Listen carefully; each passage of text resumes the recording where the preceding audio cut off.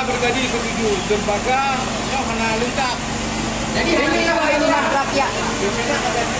Betul. Tetapi dari DPR apakah bisa mengeluarkan surat atau mendukung aksi yang sebenarnya apabila mana kalau pegangan sama dengan dulu Assalamualaikum warahmatullahi wabarakatuh.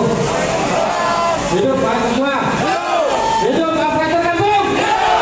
Saya berbicara atas nama Panitia Legislasi DPRD Aceh Utara serta mewakili 5 anggota DPRD Aceh Utara, 3 diantaranya dari Partai Gerindra, 1 pimpinan dari Partai P3, dan 1 anggota dari Partai P3 dan saya sendiri dari Partai Nasdem. Teman-teman yang saya cintai, izinkan saya berbicara sejenak